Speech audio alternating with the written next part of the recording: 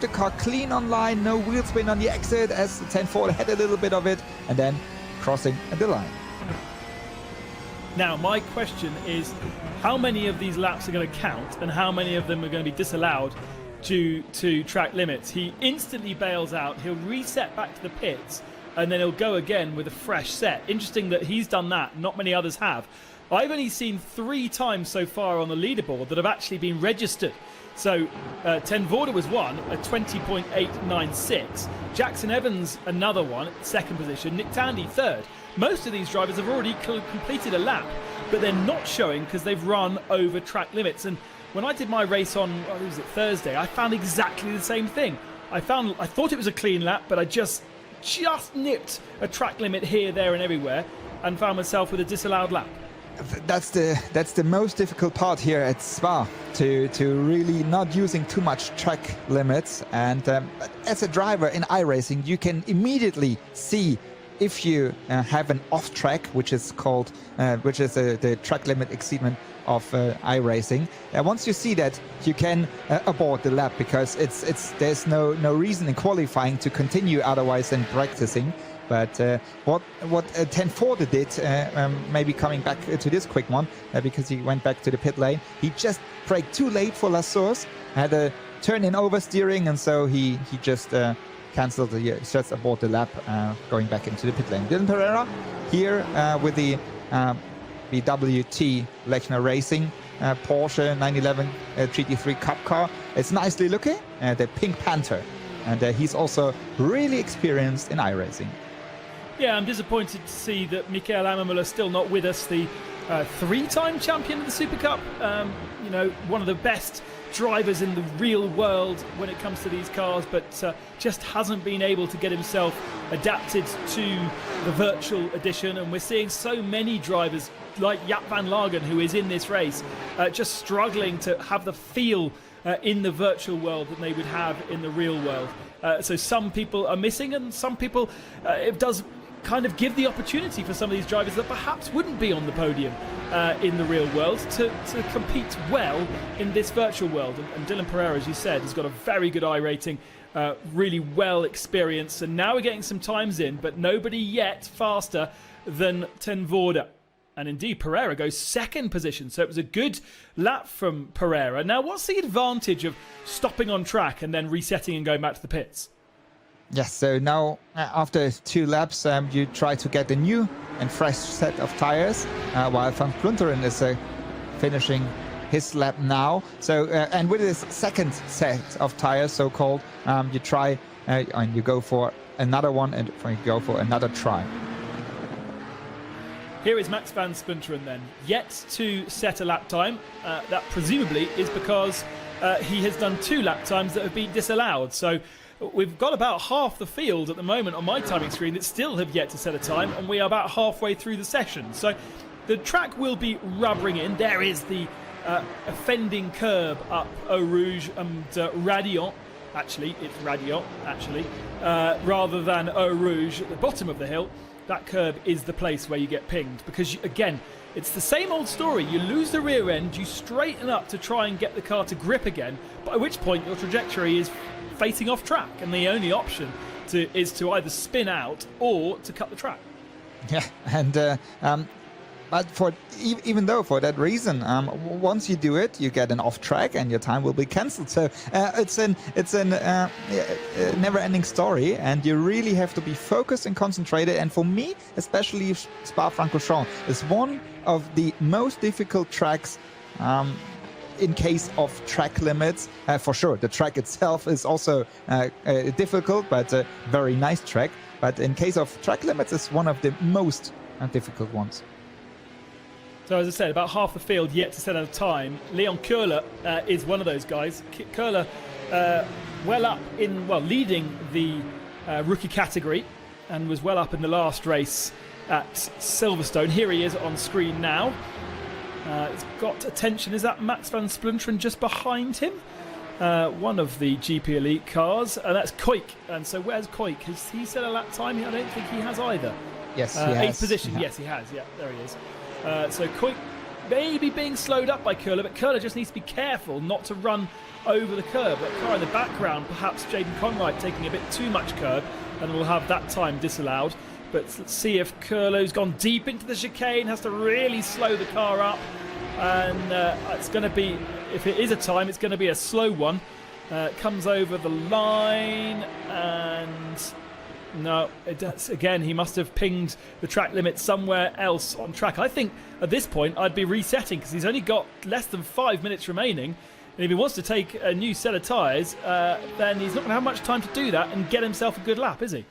Yeah, I mean, what he could do is stop the car on track, go into pit lane quickly by using the hotkeys, and then just start another lap. But yeah, you have to just keep in mind that you have to do an outlap, and then you can start your fast lap, and that takes again another 2.5 minutes, and so he's running out of time. But not only him, there's so many drivers running out of time. But we only have this, let's say, problem here in qualifying. For the race, only if you exceed the track limits too much, then you maybe get a so-called slowdown penalty by the system itself. But otherwise, the stewards will focus on the track limits, so it will not be the system itself in the race. It's just for qualifying here. Now, interesting as we watch Jaap van Lagen struggling to get to grips with the Spa-Francorchamps circuit, a place that he knows incredibly well in the real world.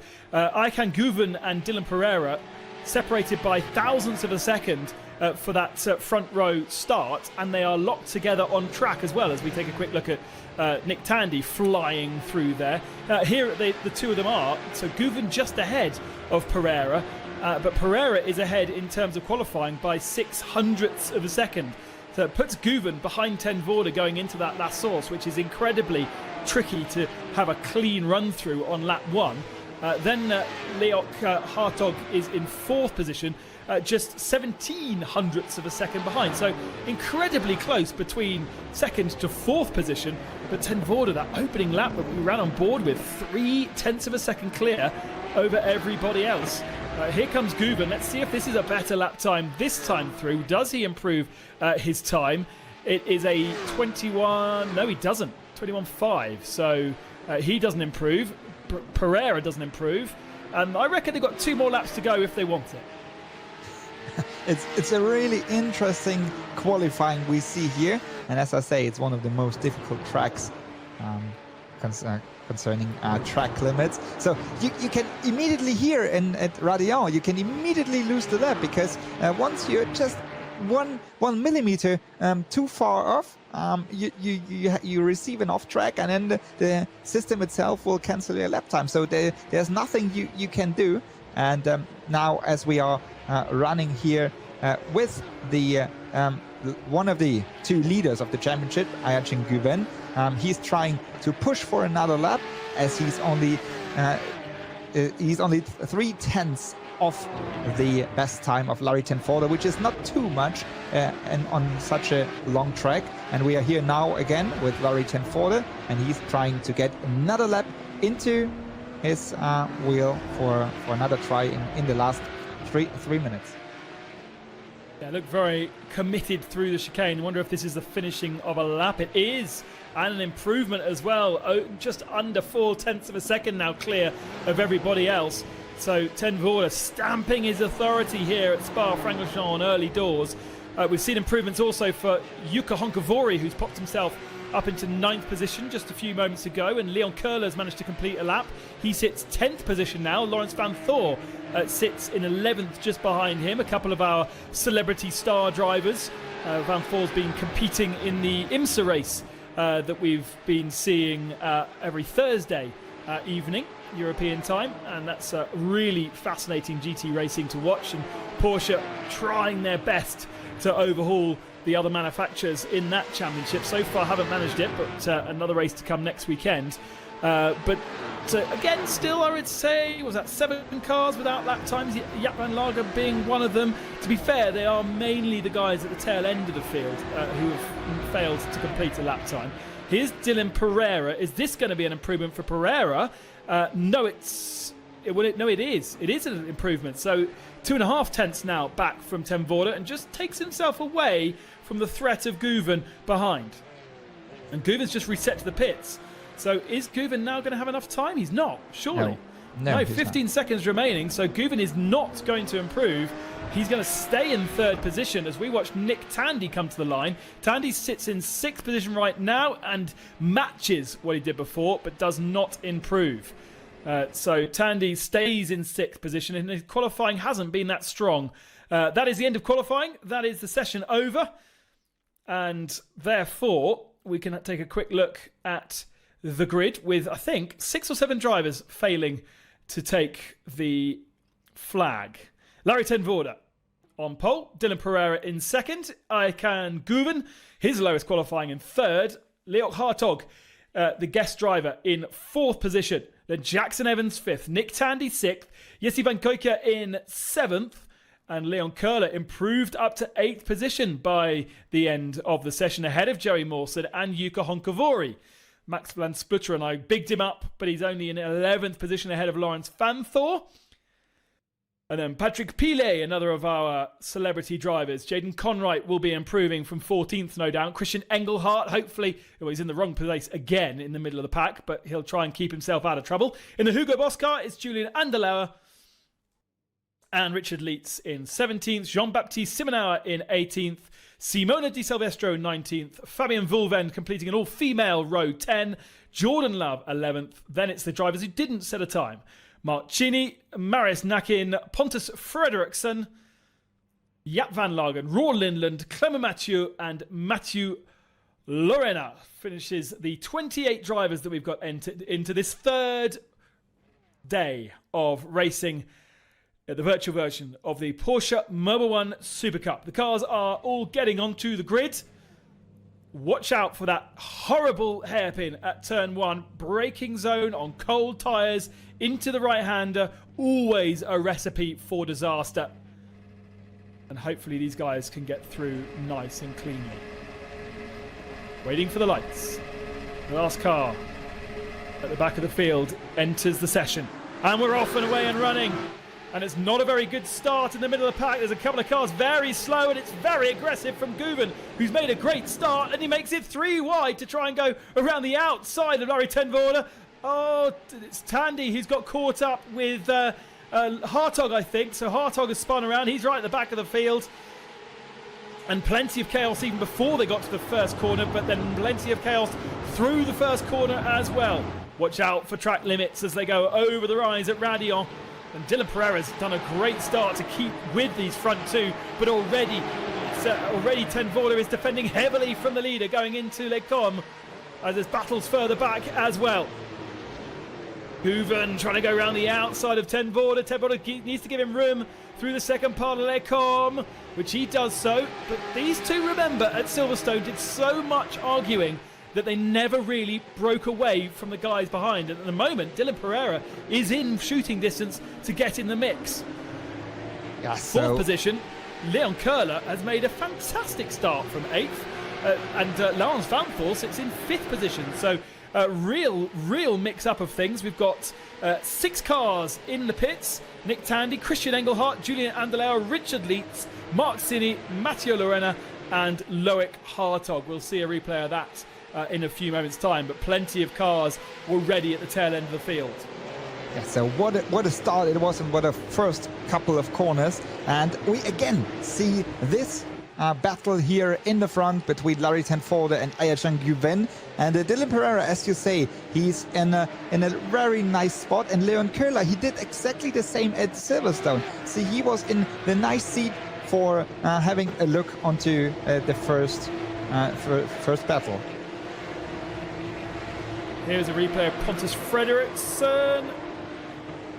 Yeah, he just lost the rear end. I was wondering whether he was going to have contact from behind, but he just... Maybe he was looking in his mirrors and thought he'd try and brake a little bit deeper, but car looks pretty badly damaged as well. It's certainly not going to be driving straight. I wonder whether he will bail into pit lane to get that car repaired, because he doesn't want to do 25 minutes with a really badly handling Porsche Cup car, that's for sure. No, but Lap 1 then. Larry ten Voorde, Aykan Guven, Dylan Pereira, Leon Köhler, Lawrence van Thor, and then Max van Sputteren up to 6th position after that poor qualifying. Jackson Evans down to 7th, and Jesse van Kuijke in 8th spot, with Honkavori and Mawson rounding out the top 10.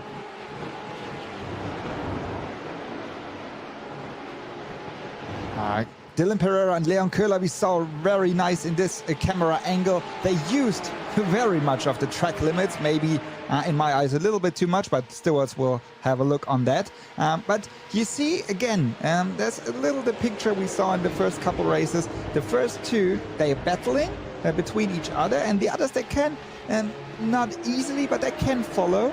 And as they are fighting so hard, maybe they cannot put a gap which is too much to the others, and we can see very nice fights later on.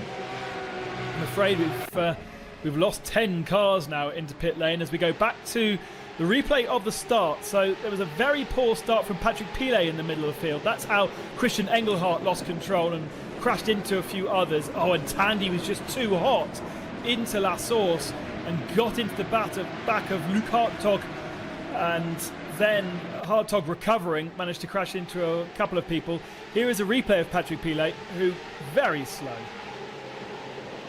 Yeah, and then it was just, you know, a reaction of like chain reaction, and nobody really could avoid the crashes, and the situation with Hartog and Tandy, it was exactly the situations you see at La Source after the start. So Hartog left a little gap on the inside, and Tandy was going for it, but then Hartog was closing that gap, and so they crashed into each other. So for me, it's an it's a race incident. So there's nothing. I think there was nothing on purpose because the gap was there. Guven squabbling all over the back of the gearbox of Larry ten Voorde ahead of him. These two have been the stars of this championship. Ten Guven, that's a melange of the two of them. Guven, one of the Porsche Junior drivers for this season, alongside Jackson Evans, Turkish driver who's won in Carrera Cup a couple of times already, but also has won a lot in iRacing, and very accomplished virtual driver as well. Crawling all over the back of Larry ten Voorde. Both have had good success in the real World Championship as well. So it's not a case that these are kind of complete reverse results of what we see in the real world. Both of them are hot prospects for the real season when we get started. Yes, they are. They came along the Porsche One Make series, and so they really well know the car they are driving, the 911 GT3 Cup car. And what they say is here in iRacing, and as with the nice support from Porsche and iRacing, the car itself is really driving like the real Cup car, and so that makes it much more interesting then. I think we're seeing a replay of Kuijke, just bailing out of a move there, but the car looks absolutely horrible already. So he's been involved in some contact at the start of the race, which means that car cannot be driving very well either, and effectively losing 2 positions there by the looks of this Kuijke.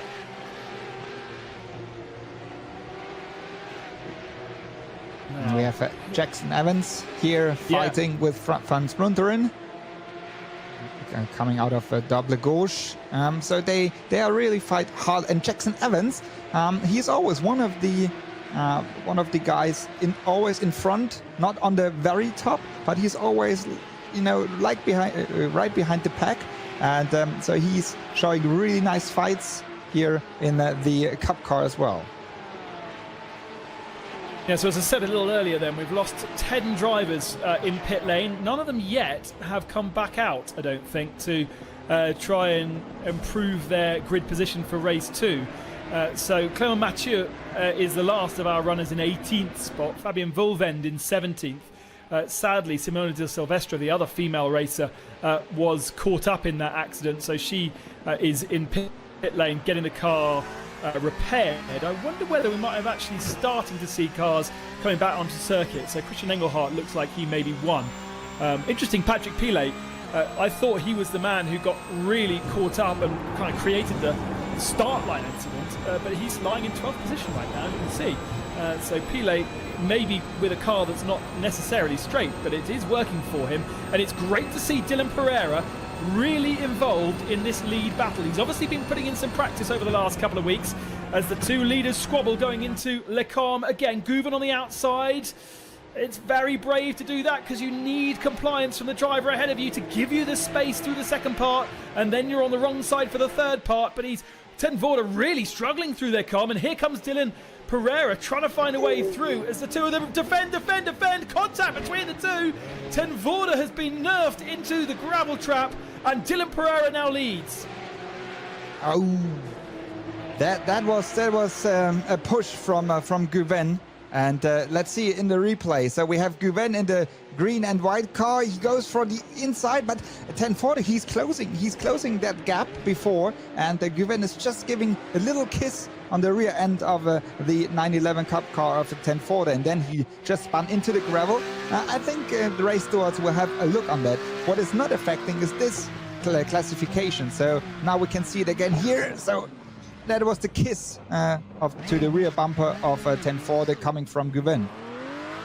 Guven so late on the brakes, but Ten Voorde so defensive in his move.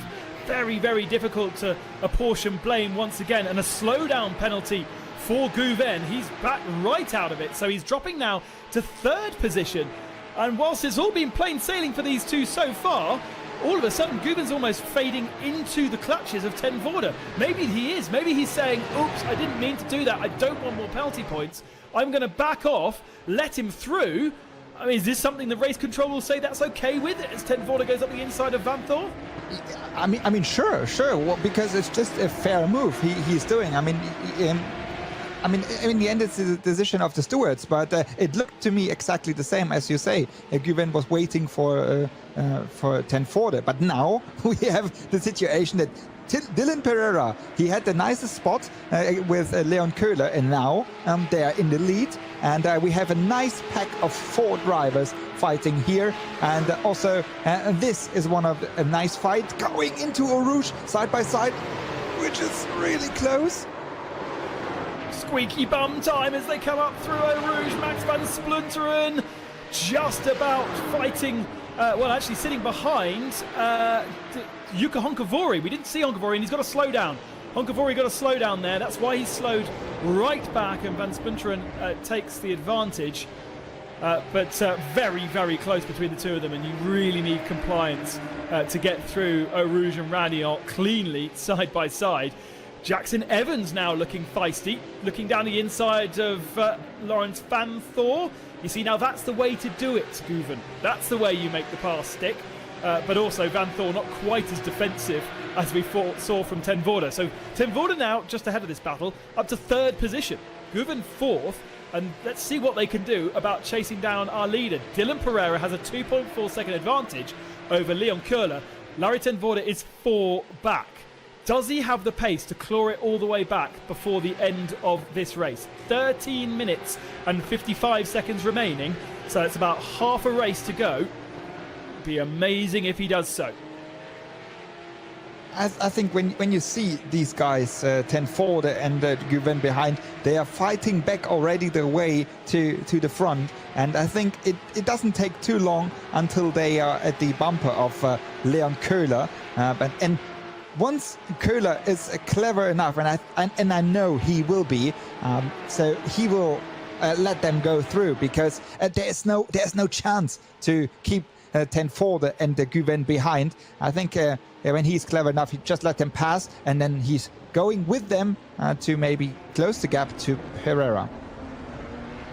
You're a racing driver. You don't let people through and take a pass. You fight for every bit of tarmac, don't you? You do, but once you feel that the pressure behind is so much. I mean, as you say, we are halfway through the race, and these two guys, they are really on fire, and they are on spot with the times and on speed. I mean, for sure, he's not just waving them by, but once he feels the pressure in his back. And if it's the pressure, it's too much, you just give them the chance to overtake. You don't open the door and say, okay, let's go. but you don't really defend as you would do with guys on the same speed.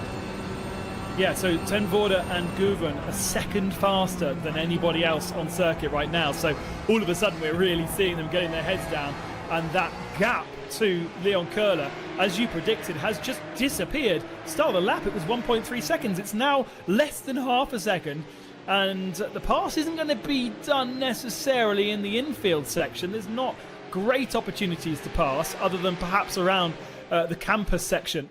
But certainly when it comes to going into the chicane and through Blanchimont, as long as they don't get caught out by him backing off too much through Blanchimont, it's kind of looking inevitable, isn't it? And they will want to clear Köhler because they'll still have their sights set on victory in this race as they go through Pouhon or Double Gauche or whatever. Spa changes its names of corners so often. I was very sad that you called it karting. It's Stavolo to me, or Paul Frere, but karting just because there's a kart track on the inside. But you know, it's one of those things we could do a whole 20 minutes about, right? Yeah? Correct. But what we do is we focus on that fight now. Köhler in the black and white car, and in the orange-white car it's Larry Ten Voorde. He is at the bumper, and now you will see what I mentioned before. He will not really much defend. I mean, he's on the inside, sure, and he tries to keep Ten Voorde behind. But I think he will let him go, you see. So because there's no way, as you say, these two guys, Guven and Ten Voorde, they are 1 second faster than anybody else. And here's Guven also slips through for third position. I think Guven lost less there than Ten Voorde. Ten Voorde, slightly compromised, not quite knowing where Köhler was going into Blanchimont, whereas Guven very clearly down the inside into the final chicane, having to go a bit defensive through La Source though, and Köhler's not making it easy for Guven whatsoever. Thinks about it, gets the flashes on, thinks about coming down into Eau Rouge, not advisable, and then sits into the slipstream. Now Köhler's done a sensible thing, because he can now slipstream Guven all the way up the Kemmel Straight, and this is up. This is not a flat piece of road. It does go up. When I was racing a smart car, yes, I raced a smart car at Spa-Francorchamps, I exited the top of Radillon at 106 miles an hour, and I finished at 96 miles an hour going into Les Combes, just because of the lack of power, but also the hill that the Kemmel Straight is on. I think we have to talk to Oliver Schwab, the manager of the Porsche Mobil 1 Supercup, to give you a gas start in a real car, in the 911 GT3 Cup car, I think. What do you mean? What are you saying? A smart's not a real race car? No, you're right. Let's focus back on the action. Jukka Honkavori down the inside of one of the GP Elite cars. So Jesse Van Hoyke and Max van Splinteren running together. And so Honkavori losing out to Koike there.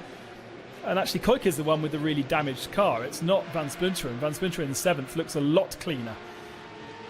So a nice little battle there. That's for 7th, 8th and 9th position. Joey Mawson rounds out the top 10. And like we've spoken about before, the usual thing here, great to have drivers all around the world competing. Team Australia, for instance, Mark Sinney and Stephen Grove are part of this. Where are they? Are they both out? They're both in the pits. That's such a shame, especially as it must be the middle of the night in Australia, and they are competing from over there. We've got Americans competing from America, New Zealanders as well. So plenty of time zones being mixed up to take part in this Super Cup. Generally, that's the reason why we see racing, virtual racing, happening in the evening, because it means that more time zones can access that particular race. Yeah, and as you're speaking about the teams, what I really like is to see Team GP Elite. Larry Ten Voorde is running, for example. It's a new team to the Porsche Mobil 1 Super Cup, also in the real series. And now they are leading the championship here in the World Tour version, which is nice as a newcomer team. They did guest starts, but now they are a full entry for the whole season and leading the championship here, and also leading the championship overall with Larry Ten Voorde, equal points with Guven. But so that's what I like on the one make series from Porsche. And I think that was Mark Sinney getting out of the way of the leading drivers. which is good news. It means that having been caught up in that first lap accident, Cini is now back out onto the circuit as Honkovori carries on fighting with Koike. Koike on the inside, Honkovori late on the brakes into Lecom, but takes back that position. If you exit Radiant in second spot in your group, you are likely to be first going into Lecom, and that's exactly what happened to Honkovori. I like those Finnish names. They just bounce so nicely off the tongue, don't they? Jukka Honkovori then will set his sights on Max van Splunteren just ahead of him and try and get himself up into 7th spot if he can shake off Van Koike, because Koike now can sit in his slipstream and do it all again. The fight for second position then. Half a second faster than the leading driver. 2.6 seconds is the gap between Pereira in the pink car, BWT Lechner Racing, and Larry ten Voorde and Guven, who are still squabbling, but they will know. They will know, Jan, not to pass each other aggressively, block pass and slow each other up. We saw it at Silverstone. We saw their advantage at the end of the race, only about 4 seconds because of it. Now they're not leading. They will be desperate to catch Dylan. Yes, they try everything to get him, but also they fight for the championship, you know. So it's a different story to Leon Köhler.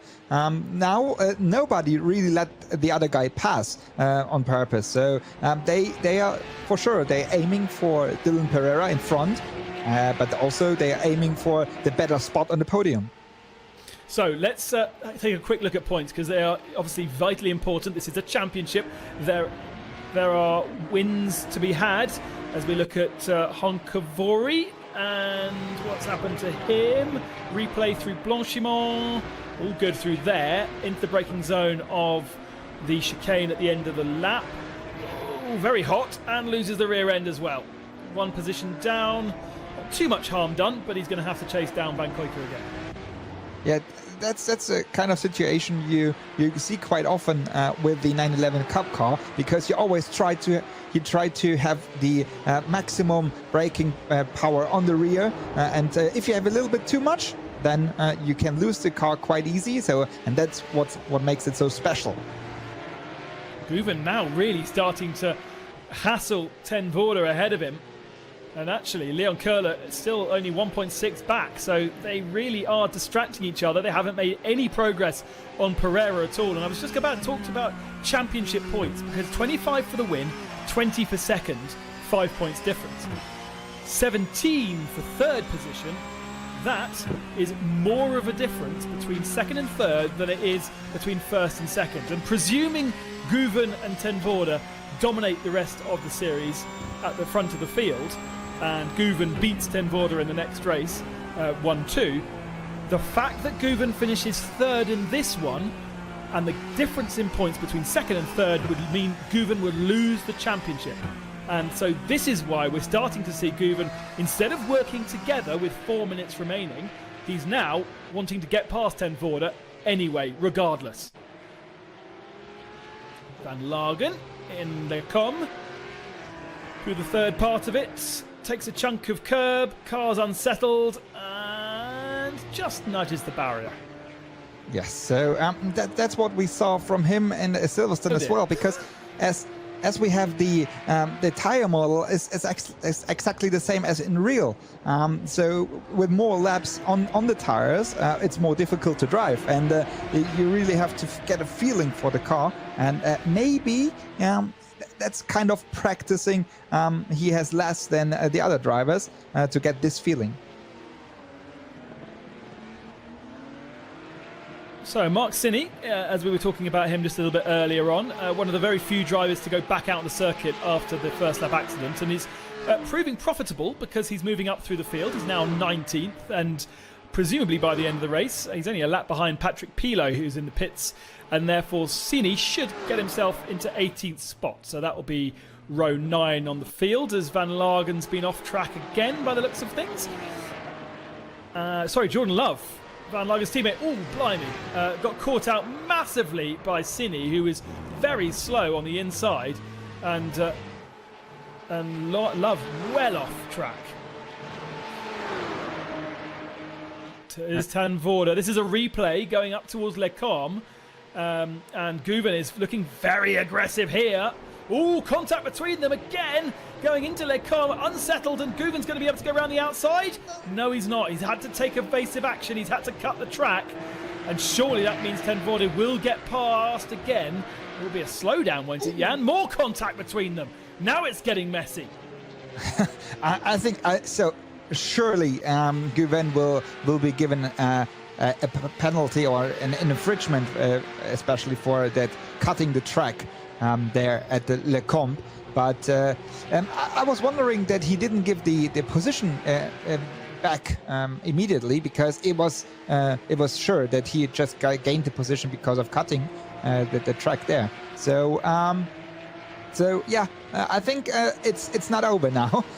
We have a couple of minutes only to go, so it's a couple of laps, and it looks like Pereira is securing his first spot there, but which is not secured is position 2 and 3, and that's also the chance for Köhler in 4th position to maybe, if they are not sure about their positions here, Guven and Ten Voorde, then maybe he is also the lucky one. So 1 minute and 20 seconds remaining. The leader is already over the finishing line. Therefore, we are now onto the last lap. Dylan Pereira has driven a very, very clean race. His pace has been good too. It's not been remarkably slower than these two, and therefore it looks to me as though he is on course to taking his first virtual victory of the season. But for our championship contenders, who have some 40 points more than Pereira in the championship, it is getting personal. The gloves are off. These two are fighting hard. Guven quite a way back from Ten Voorde as they exit Radion. Is there going to be enough of a slipstream to get him down the inside? I don't think so. He's not going to be close enough, is he?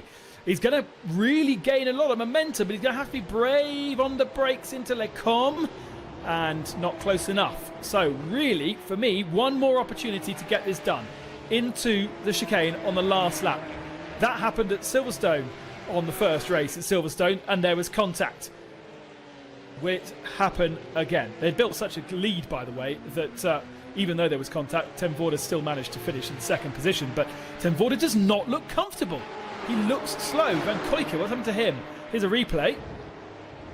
Van Kuijken on the outskirts of the top 10, heading into Le Combe, and Joey Mawson looks down the inside. Oh dear. Oh, interesting. What's going on there? So Mawson was quite late on the brakes, and there's a time also you have to, so Van Kuijken has to turn into the corner, and he was waiting. He saw that Mawson goes for the move, but he was way too fast, and so he touched him, and then he just so Van Kuijken just spun off. Right then, coming to the final sector of the lap then. It doesn't look close enough between Ten Voorde and Guven. This might be the turning point in this championship, with Guven finishing only in 3rd. That contact going into Fagnes, or Brussels, sorry, and eliminating, pushing Ten Voorde down a few positions. Guven giving up positions to equal him. It's handed the victory to Dylan Pereira of BWT Lechner Racing. His first victory of the season. Ten Voorde will pick up 2nd, and Guven will pick up 3rd position. Further back, Köhler is going to have 4th spot. Jackson Evans in 5th. We're looking at the Vodafone car further back. Jordan Love and Fabian Vulvend fighting over 14th and 13th spot as cars ahead of them complete their races. Looking forward to seeing a few more drivers rejoin the field, having retired out of this first race after contact at La Source. Ooh, and Fabian Vulvend fancies a move going into Blanchiment. Her car still looks relatively clean, unlike Jordan Love's that we've seen in the wall a few times, and maybe under brakes she'll have the opportunity to improve her lap position once more, although she's going to be under attack. Her rear end, oh no! So Fredriksson managed to pick up 2 spots. Love's been deposed, and Vulvend down 1 at the very last corner as well. And she's a Porsche invited driver. That's naughty. That, I think, is pretty much all of our drivers over the line now, isn't it? Is almost everybody. I think we're here with Clément Mathieu. He's one of the last cars on track. He's not the last car, but he's last car on track, finishing now in a 17th spot. And once he crossed the line, we finished race number 1, which was a very exciting one, I think. And that makes me looking forward to race number 2 with all the drivers again in the field. So then, let's take a look at the provisional results of this first race here at Spa-Francorchamps. Round 5 of the Porsche Mobil 1 Supercup Virtual Edition. Dylan Pereira is the victor, ahead of Larry ten Voorde and Aichan Guven. Leon Köhler in 4th position with Jackson Evans 5th. Lawrence van Voort, the best of our VIPs, in 6th position. Max van Splunteren 7th. Jukka Honkavari 8th. Jerry Mawson 9th. And Jesse van Kuijke in 10th position. Points all the way down to 15th. So Jaden Conright 11th. Marius Nack in 12th. Pontus Fredriksson, Fabian Vulvend and Jordan Love picks up the final point. Jaap van Lagen missing out. Clement Mathieu, the last of the drivers on the lead lap, with Mark Sinny finishing the race, although 6 laps down. Matteo Lorena was another driver to get back out onto circuit. And unfortunately, we did lose Patrick Pilet a bit later on in the race. With Roar Lindland, Simone de Silvestro, Jean-Baptiste Simonauer, Nick Tandy, Loic Hartog, Richard Leitz, Christian Engelhardt and Julian Anderlecht all caught up in a La Source mess on lap 1. So, time to go and grab yourself a drink. Perhaps you could, I don't know, you could go and make yourself a coffee or grab some food. We've got 15 odd minutes before we get ourselves into race number 2.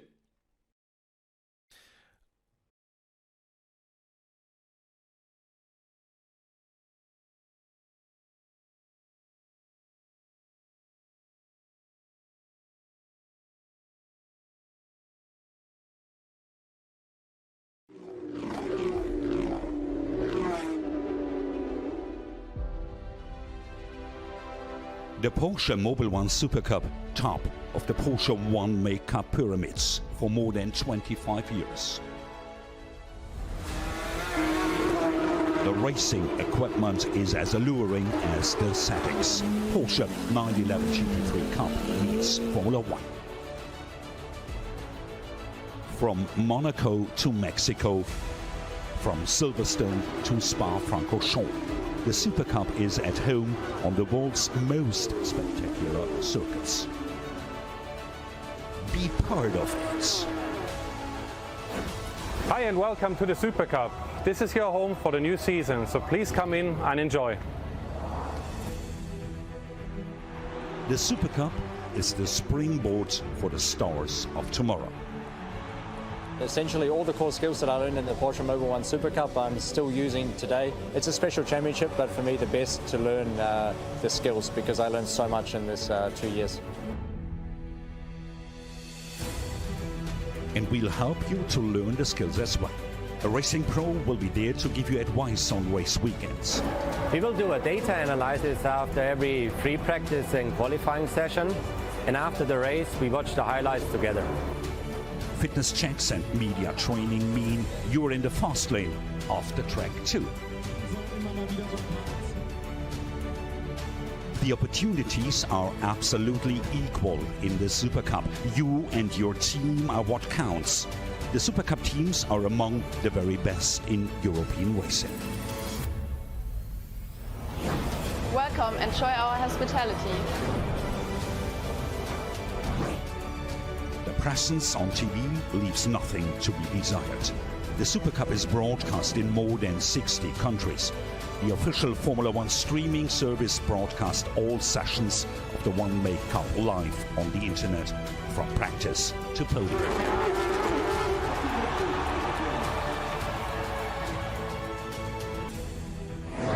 Any questions? Please feel free to contact us at any time. We're really looking forward to meeting you next season.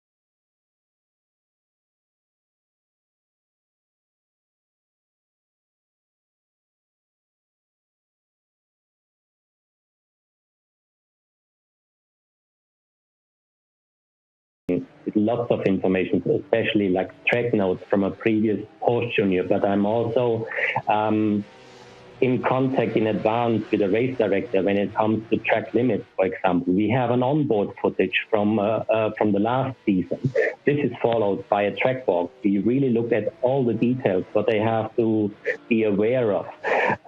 Then when they go into the car for free practice qualifying, I'm monitoring them on track, and while the session, I'm even connected with them via radio if they want to, so I can give short advices or instructions.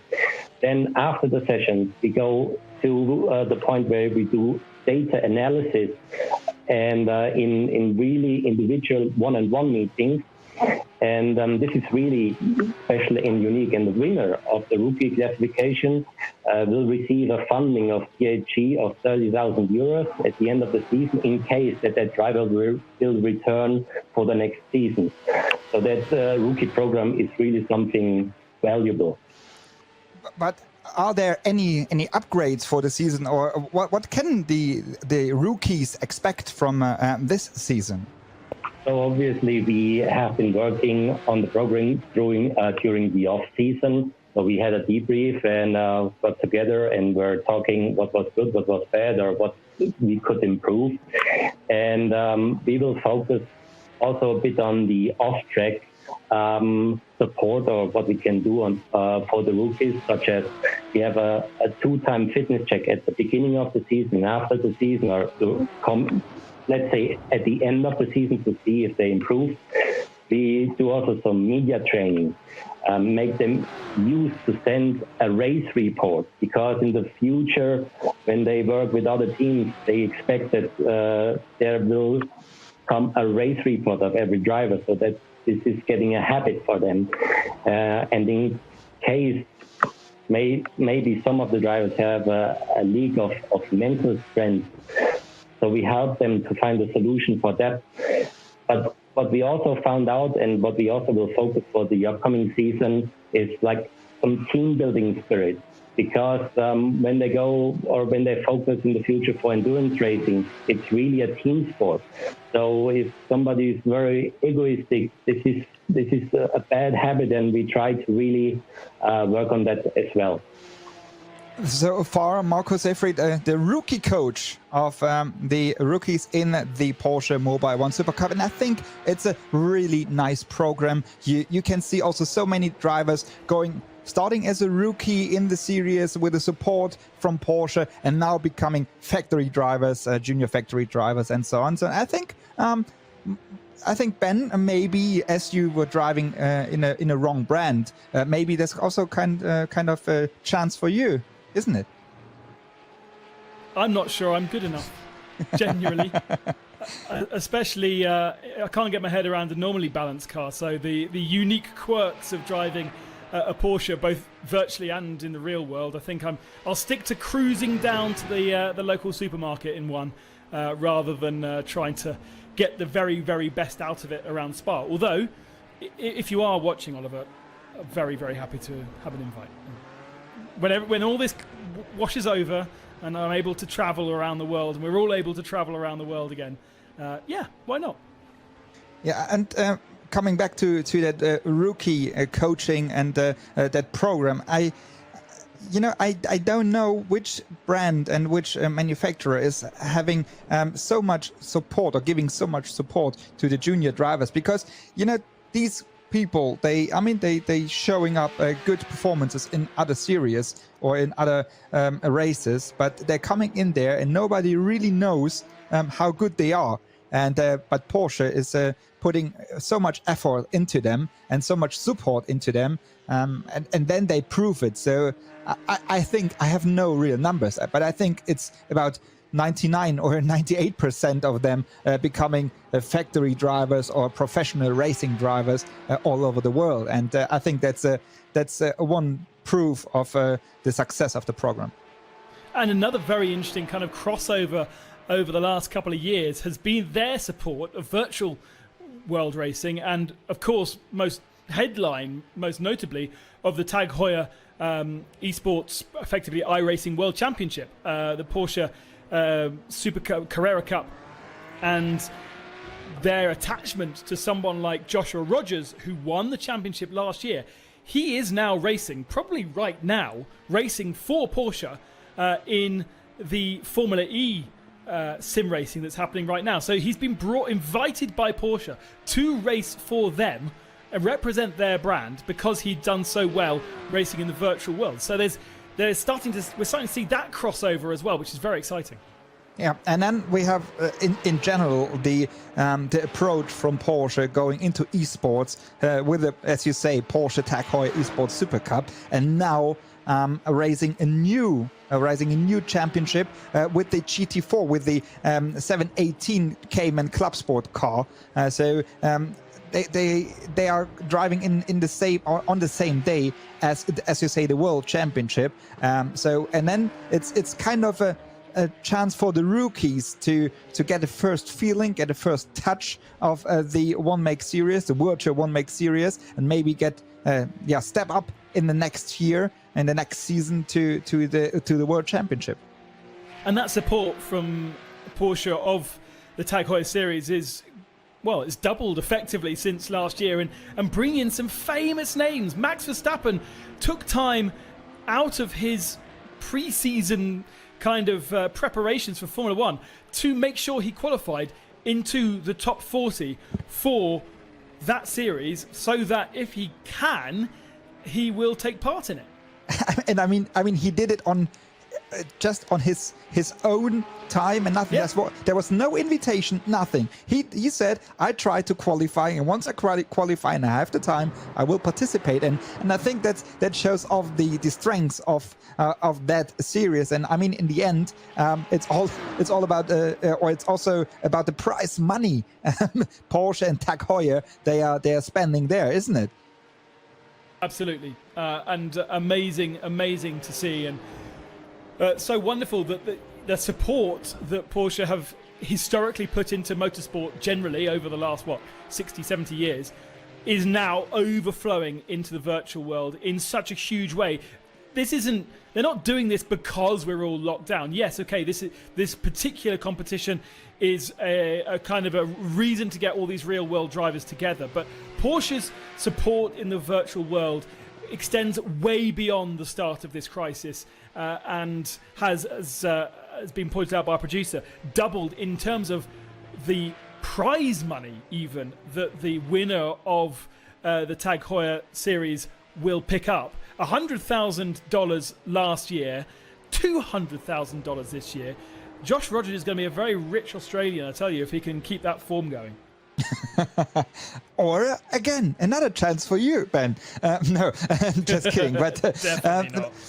But no, I think also the approach they do is quite nice. And what I like at the moment is there's no real motorsports going on. And when I'm saying real motorsports, I love that virtual, and I think that is real motorsports. But you know what I mean with on the real tracks out there. So there's no motorsport going on, but all the factory drivers participating here. And whenever do you have the chance to either drive a cup car or an RSR or whatever, even though a Cayman Club Sport, a GT4, against the real factory race drivers and Formula E Porsche drivers. So I think it's a good way they approach.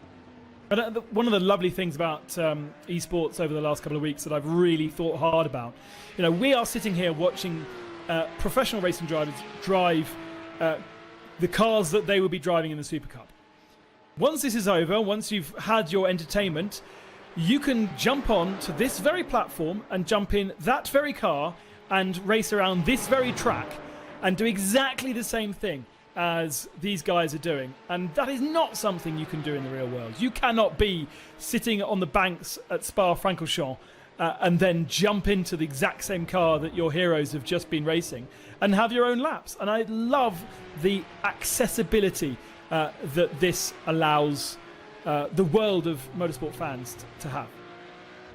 And now? I mean, I know that you can, Jan. You'll be racing a TCR next week, won't you, virtually? And then in the real world, when you can, you'll be in the same TCR car. But most people can't.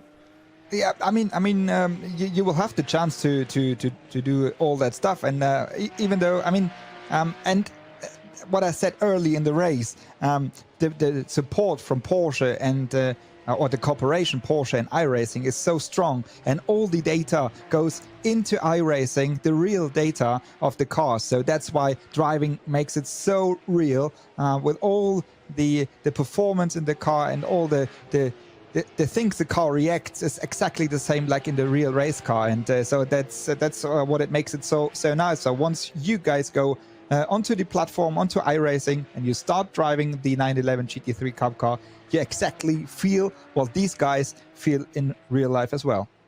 So what is making the likes of Jaap van Lagen sit at the tail end of this field rather than being at the sharp end like he would be if this was a real race around Spa? I think I really like what he's doing, because he's facing the challenge.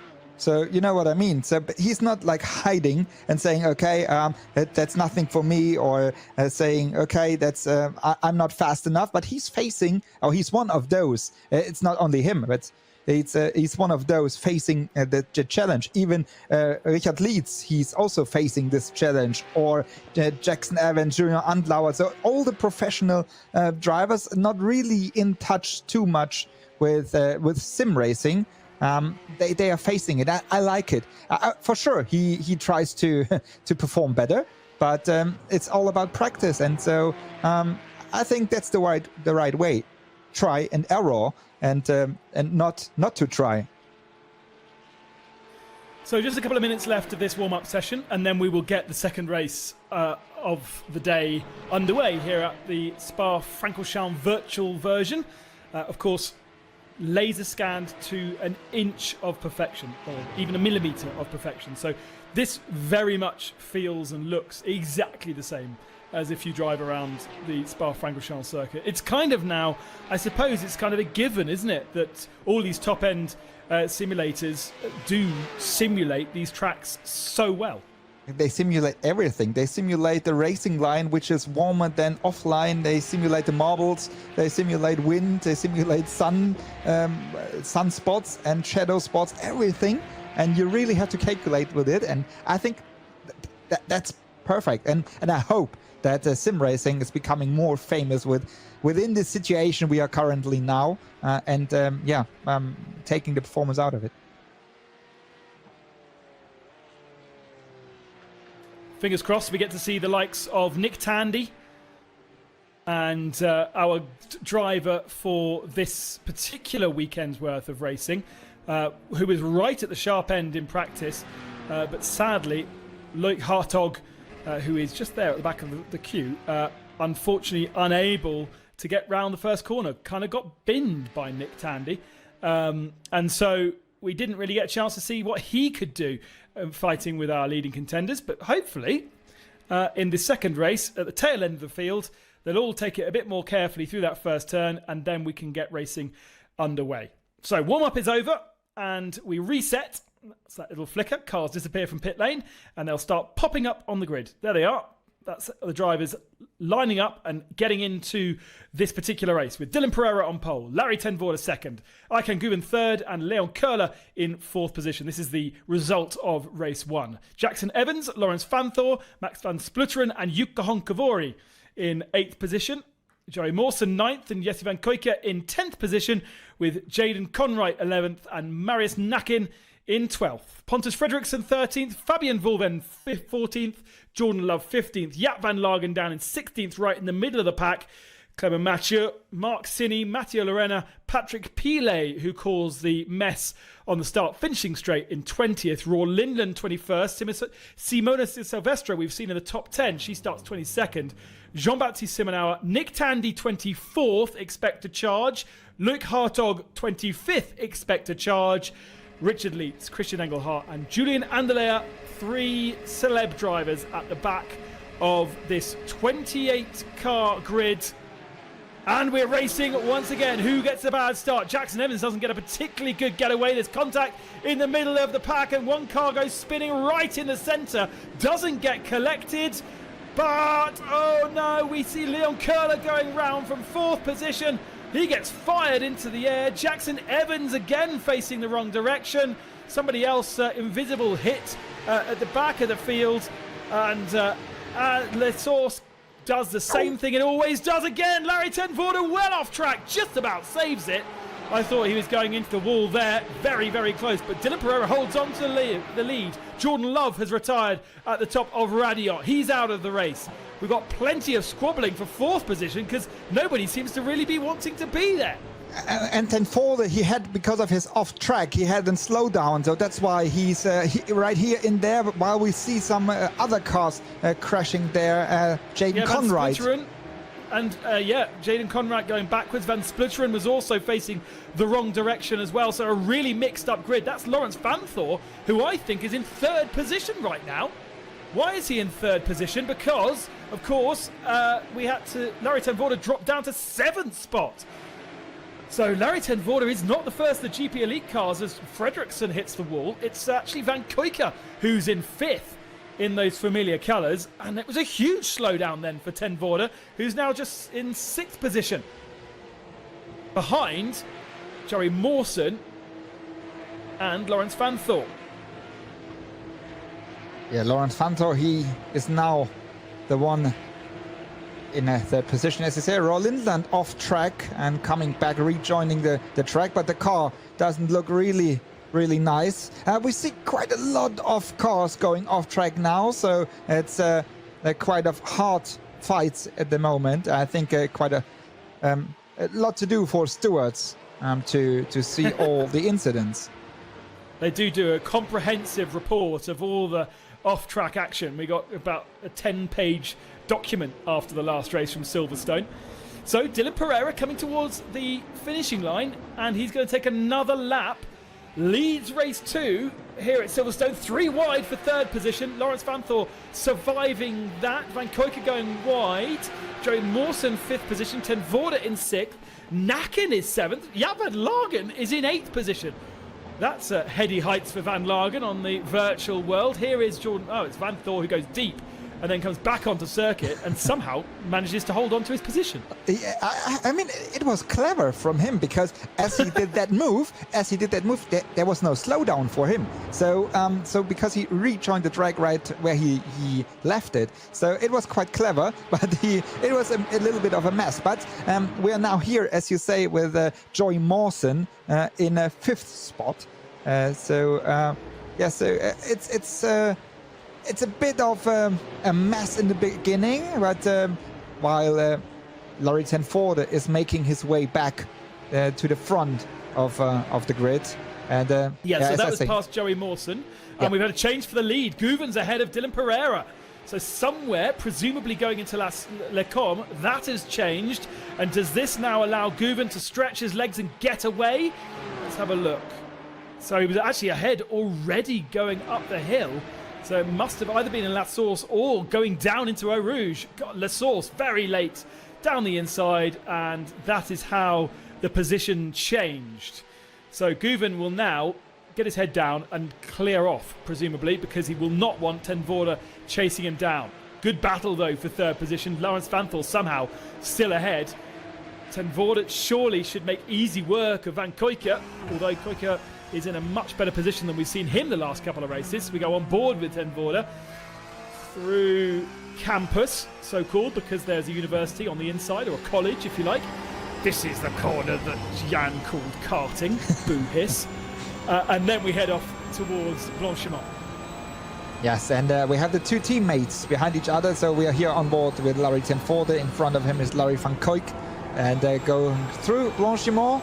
Better exit here, it looks like, for Larry ten Voorde, and maybe he tries to do the move against his teammate into bus stop chicane. Yes, and now he's right at the tail of Lawrence Vanthor in 3rd position. So you see, ten Voorde is Lawrence Vanthor, and now he's making his move back to, or making his way back to the front. And you can see why, when we ride on board, you can see why you need compliance from the other driver, because you can't turn your head unless these drivers are running VR, virtual reality goggles. You can't turn your head to look to see if he's still alongside you. You will be told by iRacing if there's an overlap, but you kind of want your own eyes to look at it. So that's why you need to have belief in the driver that you're passing, that they have actually allowed you the space. Now, Ten Voorde in the slipstream of Laurens Vanthoor. Vanthoor sits to the inside, just keeps going over.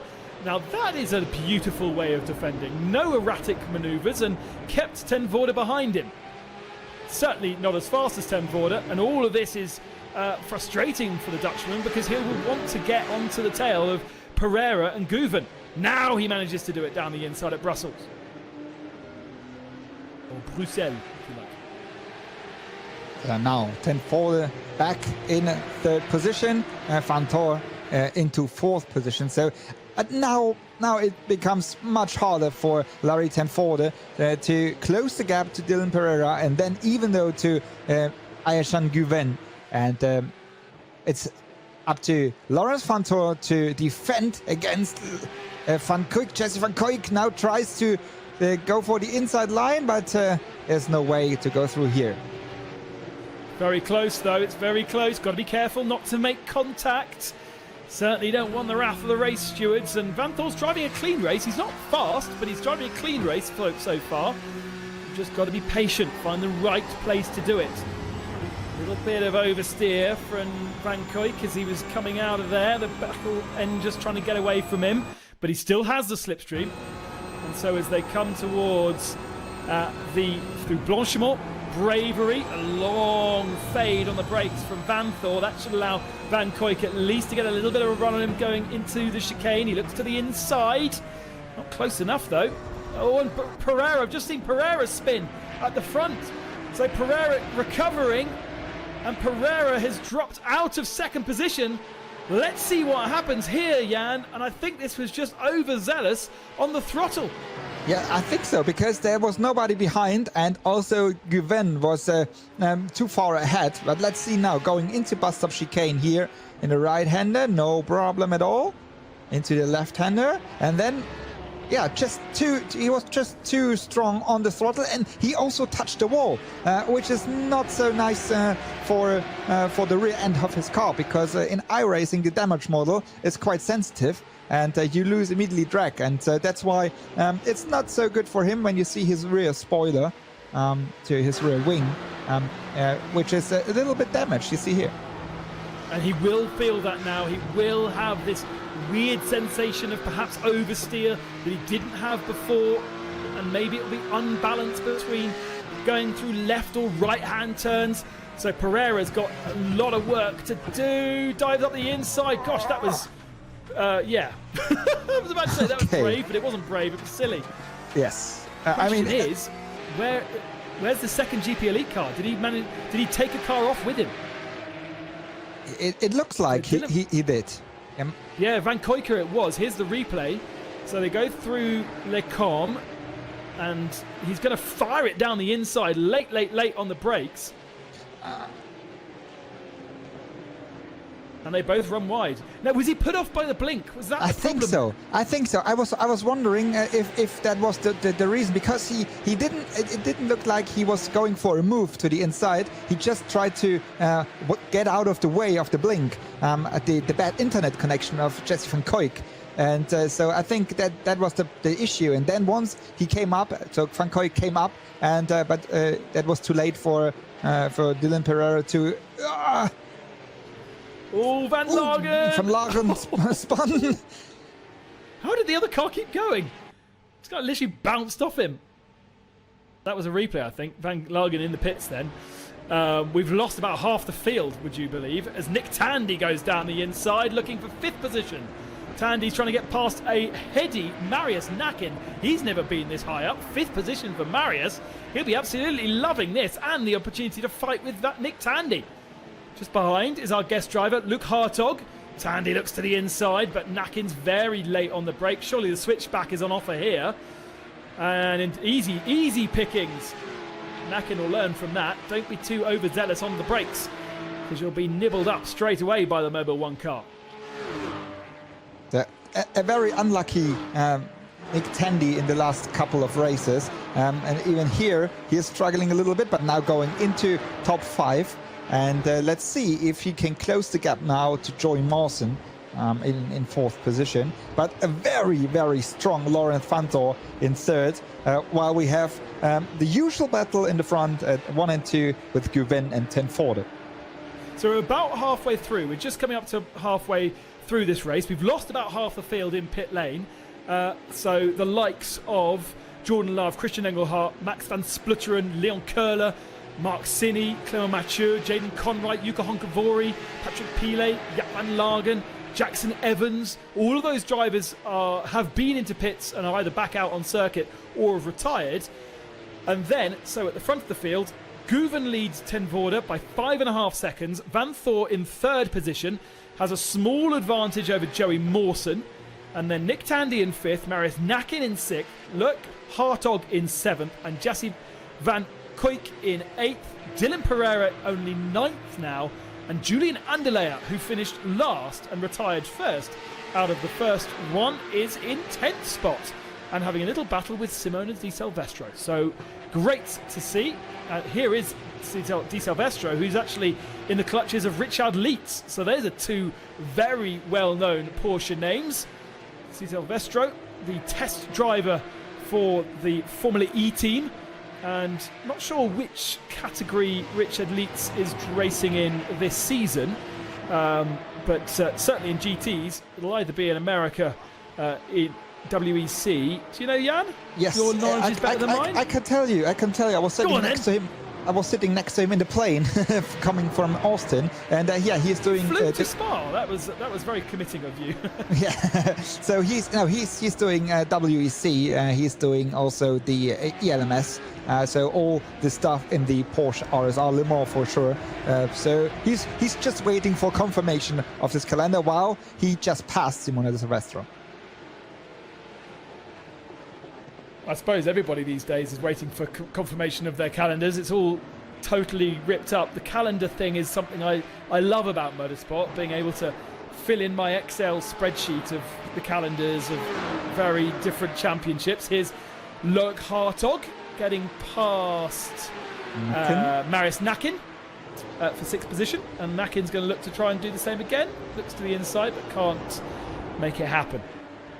And you know, Hartog, he's one of the guest drivers from the Porsche Carrera Cup Benelux, and he was starting at the back of the field. While we see the replay here going out of Radillon with a better end and quite a lot of track using, I would say. And the Hartog, he's quite good in iRacing, so he's proving that. So coming from the back of the field, going now into the first spots, into fifth position. Oh dear, car on its roof. Julian Anderleya, that's a shame for him, having his best run so far in this competition. And what's happened here? Lost the rear end of the boss car, and is he going to be collected by... Oh, I was about to say Simona Di Silvestro, but it wasn't. It was Richard Lietz, but because of the blinking again, I think there was no way for Richard to avoid the crash, because he didn't see the car, and once it came up, he was already in that car. So that's a kind of situation for those in real racing world drivers have to keep in mind. That's kind of technical issues we aiming here in the virtual world. Yeah, absolutely. You might have a car problem or a mechanical problem in the real world, but it's all down to your equipment at home, your computer and your internet connection, and all of those things can fail, even for you and I. I know that you had lots of problems last week. Di Silvestro and Fabian Vulvend have got together down at Stavolo. What's happened here? So I say she, both of them are she's. Di Silvestro down the inside, and Vulvend did not see, and they both rear end the barrier. And for me, that was that kind of situation you mentioned before. So she was not seeing the car next to her. So, I mean, Di Silvestro was on the inside. She didn't see that, and Vulvend didn't see to the right-hand side, and she just turned in. So that's kind of race incident. Joey Mawson, here he is. Look, I said that he's had a bit of an up and down season so far. Sits seventh coming into the championship with his best result in the second race in Barcelona, and Laurens Vanthoor's just run deep going into La Source and opened the door to Mawson. So Mawson's looking on course now to get his first podium. He took 4th in Barcelona in that second race, but now is one step better. He's got to be careful though, because Vanthoor has Nick Tandy just behind, and Tandy, we know, has been pumping in the fast lap times. There is Tandy. Tandy's got Loch Hartog behind. Again, one of the fastest men on track. In fact, last time through was the fastest man out there. So Hartog is going to try and find a way past Tandy. Tandy's got his blinkers on because he knows that, and he needs to clear the 2 cars ahead. Mawson and Vanthoor looking for his second podium finish. He picked up a 3rd position on the first race at Silverstone just last weekend. But also Hartog in the 911 guest car right behind. Here we can see him. He's also at the tail of Tandy, and they're trying to improve, or to make his way together with Tandy to the podium, sitting in 6th position. On board with Hartog, let's see the inputs. Let's see how he is handling this car into the braking zone. Late on the brakes. Deep. Very, very deep. Hugs that sausage curb on the left-hand side. And what you can see from the onboard is very exactly the same. What it looks like, not only visual-wise in the graphics, but also with the steering wheel. What the drivers do is what you see in the real Cup car as well. So always that kind of little bit counter steering and correction, and that's what it makes so. That is Porsche 911 GT3 Cup car driving, and that is too much track width, I would say. Yeah, so if they get too many of these incident points, then they could potentially miss out the opportunity to qualify, as Silvestro has gone round and round again. So the fans are like that. If they get too many penalty points, then they'll lose the ability to qualify for our final round of the championship, which takes place in at the Monza circuit in a couple of weekends' time. So as we get to the sharp end of this championship, more and more points are being accumulated, and therefore we may see a couple of penalties when we get to that final round. Yeah, I think so, as we see so many crashes and so many off tracks. So I mean that makes it much more interesting. Not too interesting is the battle in front, but we are not used to that, as Guven and Ten Voorde usually fighting close to or bumper to bumper. But here, that fight, Mawson, Vanthoor, Tandy, Hartog, these guys, they will go for another 6.5 minutes. And here it's all about the last step of the podium. Yeah, so remember, if the positions stay as they stand right now, Ten Voorde will leave this, just trying to do some mental arithmetic, he will leave this weekend with the lead of the championship, and he will be ahead of Guven because of the fact that they finished 2nd and 3rd in that first race rather than 1st and 2nd. So it really could become very penalising, that move into Brussels in that first race. Unless things happen in Monza. And of course, Monza being a slipstreamer and hard braking zones into chicanes, anything really could happen there. But advantage Ten Voorde, even if he loses out to Guven in this second race. It looks like that Vanthoor, I was watching him now, he's struggling a little bit with his brakes. Again, he was struggling with the rear end of his car going into La Source. That makes Tandy going close to his rear end, and now using the slipstream, and maybe we can see a move from Tandy in the Mobile 1 car here going into Le Comp. The two factory drivers now fighting here tail to tail. Tag Heuer versus Mobile 1. Vanthoor goes to the inside line, but he's also very late under brakes, and perfect defence. Look, Hartog will be looking to try and get involved here. Guys, dives to the inside. And a very, very good move from Hartog there. Absolute opportunistic move. Saw that Vanthoor and Tandy had slowed up, and that was, not only was that beautiful, but that was contactless. That was great stuff. That was a nice move. We're here on board again with Hartog. He was far away, but now as Vantor and Tandy were fighting into Le Combe, it was his chance. Here, that was the move. Tandy had to brake a little more out of that left-hander, and that was his Hartog's chance to pass. And that's not a common place to overtake as well. That's kind of a local special, isn't it? Yeah, so... Mistakes Vantor. Mistake Vantor.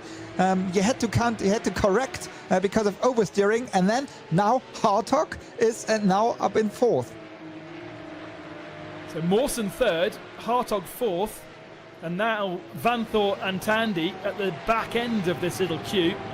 Little mistake there from Vanthor, just running a little bit deep, a little bit wide. We've not got much time left as well. Just under 4 minutes remaining for these guys to sort each other out. I'd like to see Hartog get himself a bit of clean air and see what kind of lap time he can do, because he is very much the fastest man out there on circuit. Here comes Nick Tandy into the chicane. He has the inside line as well. Vanthor didn't defend, and Tandy should be able to take this one nice and easily. Lets the car roll in and blocks on the exit there and takes the position. So it's Mawson, Hartog, Tandy, Vanthor, 3rd, 4th, 5th and 6th right now, and they're 4 seconds ahead of Jassie Van Kuijk. Here's Dylan Pereira trying to promote himself up into 8th position to the outside into La Source. What a race it is. Very nice fights also here. 8th and 9th position. Marius Nacken and Dylan Pereira. They are fighting here for 8th and 9th. Going into Eau Rouge, up to Radion, and then with a slipstream on Camel Straight, maybe Pereira can make a move against Nacken. To the outside though, Nacken's gone defensive, and Pereira's had to pull out of the slipstream quite early, but I don't think Nacken has the legs. He's still got a little bit of overlap, but Nacken just fades out of it in the braking zone, and Dylan Pereira then our race 1 winner up to 8th position, and has about a 1.5 second gap to Jassie Van Kuijk in 7th ahead of him, but I think progress will then be stunted after that. A reminder, Van Guven leads the race. The Turkish driver has already taken 2 victories so far this season, and his main chief rival, Larry ten Voorde, also with 2 victories. The faster of the 2, but 5 seconds back after a little scrap at the start of the race. And then it's the battle we've been watching early on. Jerry Mawson 3rd, and that man, Luc Hartog, in 4th position with the more experience on iRacing. Mawson is still got the basic iRating rookie license, so he only races in these kind of invitational races. He's never done any public iRacing. Yeah, I guess he is doing quite a lot of private testing, and then iRating is not racing as well, but you're totally right. So this guy here, Hartog, Luc Hartog, he's in advantage just because of his iRating, and now let's see as we go into the last lap now with 1 minute and 10 seconds to go, and we see the flasher of Hartog against Mawson showing, hey, come on guy, I want to go for this last step on the podium. Surely he has an opportunity here to get himself into 3rd. Not close enough to pick up a huge slipstream. Sometimes this is good. If he can get a better run through Eau Rouge and Radion, then he can just continue that momentum all the way up the Kemmel Straight into the slipstream. I just don't know whether he's close enough here. He's not going to have many opportunities around the lap. He's drawing in, he's getting closer, but he's not going to be close enough into the braking zone of Le Combe to do it there. It's progress though. The gap down to 0.4 of a second from 0.8 just a lap ago. Now drive the middle sector nice and clean. Leave nothing between them so that at least into the chicane on the last time you can get the move done. He's right on the tail here of Jerry Mawson, putting Mawson under pressure. This is a man with an A rating on iRacing, racing a rookie driver on iRacing in the professional virtual edition of the Porsche Mobil 1 Super Cup. The battle for third position. It's all established at the head of the field. Guven and Ten Voorde are in their positions, but it's question mark over the third spot. Joey Mawson, as I said, has never been this high. He'd never picked up a podium yet. He'll be desperate after waking up so early in Australia to get this done. And now the last opportunity will be into the chicane. Just got to make sure you get Blanchiment absolutely perfect. Meanwhile, at the front of the field, here comes the Turkish driver, Erkan Guven, to take his third victory in this virtual edition of the Porsche Mobil 1 Super Cup. It's been a faultless drive by Guven. There has been contact once again over the race at Spa-Francorchamps, but he takes victory ahead of Larry Ten Voorde, and there's no swap for third position unless there can be a better drive out of the final turn. No, they can't. Mawson holds on.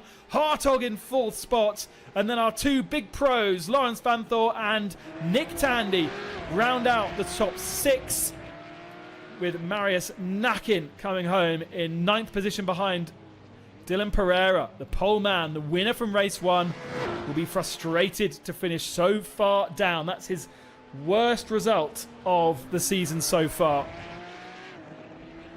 And another man who got into trouble, Jean-Baptiste Simenauer, heads towards the line, takes the checkered flag, and he'll pick up points. I think anybody who finishes, basically, is picking up points from this one. Such has been the attrition and the challenge of Spa-Francorchamps. The Vodafone car then of Fabienne Vulven. We saw her go round with Simona Di Silvestro. Almost a pirouette together down at Stavelot. But she will finish the race, and she will finish in the points. So a battle of attrition overall, with 28 drivers starting the race and only 14 drivers finishing the race.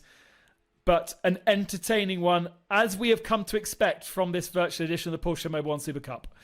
Erkan Guven for Turkey, for Martinet by Almeres, 5 seconds ahead of Larry Ten Voorde in the end, with Joey Mawson picking up a podium in third spot. Loic Hartog, the guest driver, fourth.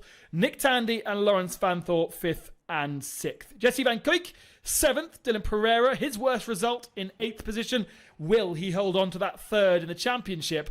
Marius Nakin ninth, and Richard Leitz rounds out the top 10 after plenty of contact. Jean-Baptiste Simenauer in 11th, Pontus Fredriksson in 12th, and then Fabienne Vulvend, Jackson Evans, and Matteo Lorena rounds out the top 15, with Simona Di Silvestro 4 laps down, and the rest of those drivers all retiring or in major contact out the race. Shame to miss to see the likes of Christian Engelhardt. In fact, he didn't even start the race, such with his frustration on from race one. Leon Köhler should have been at the sharp end, and Honkavori's been proving entertaining, but those two right at the back of the field.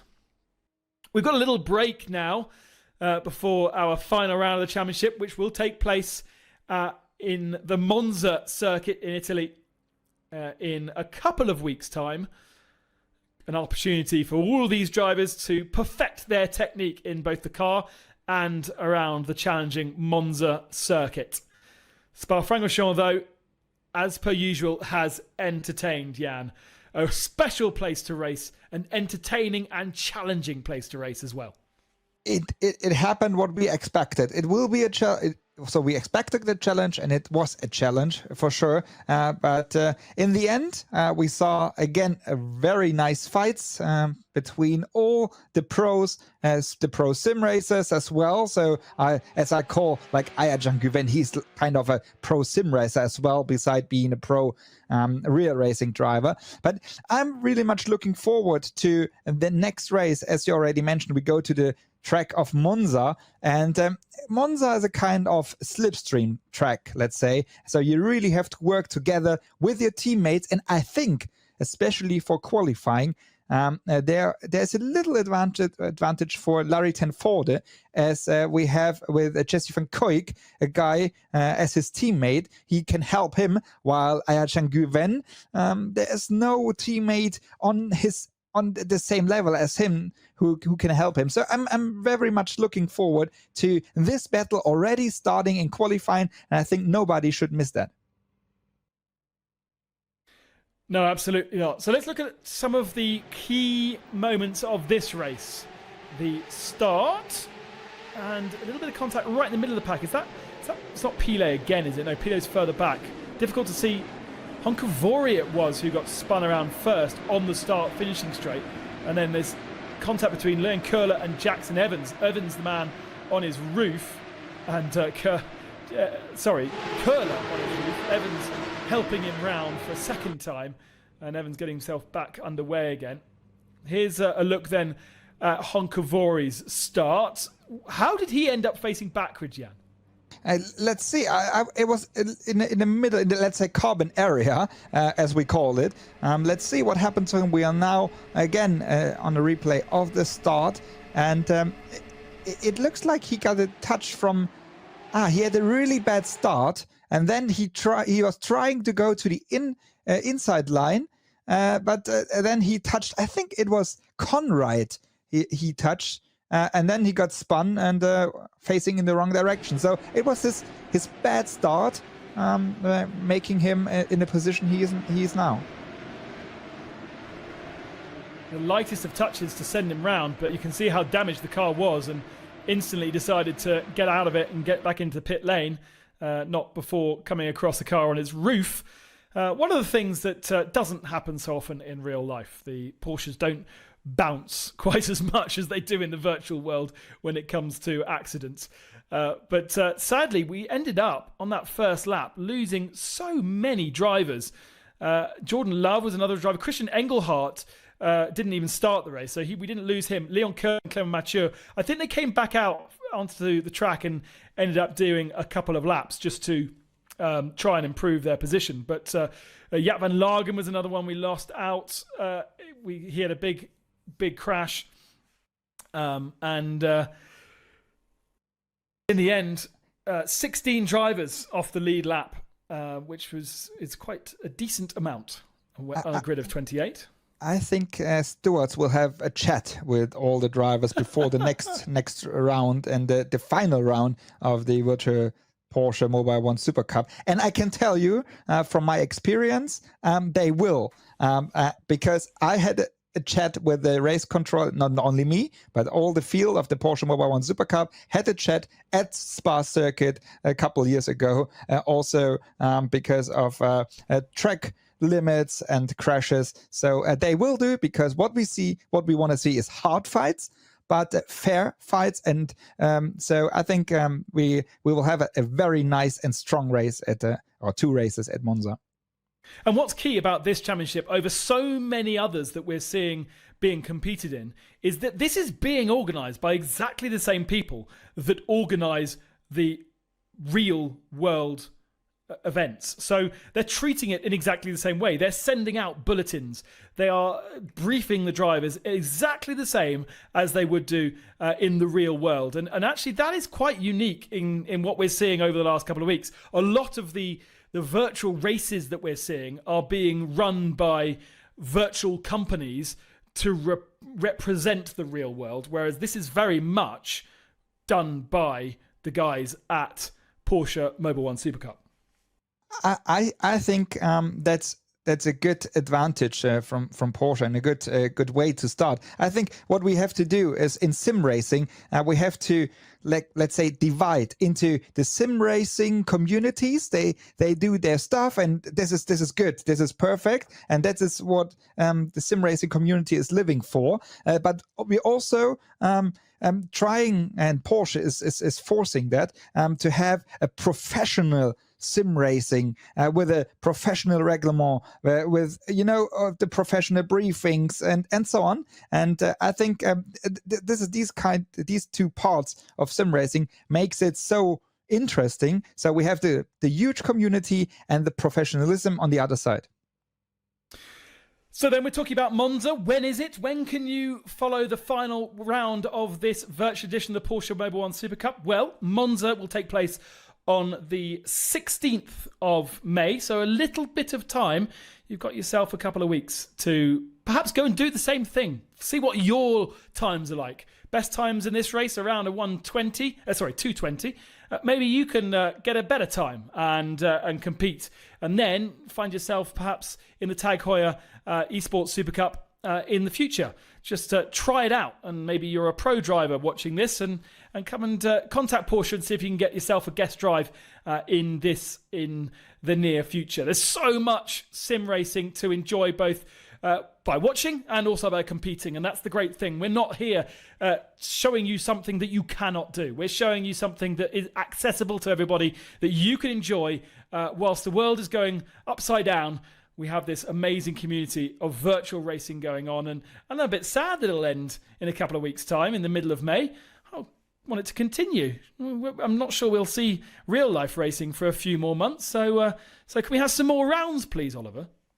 Yeah, that is a good request. And for those who cannot wait to see Porsche GT3 Cup cars driving around circuits, on 2nd of May, the Porsche Tag Heuer Esports Super Cup is starting into their season with the pro sim racers. So as we have the pro racing drivers from the real world driving here, there's the Esports Super Cup with the pro sim racers at Circuit of Sandford.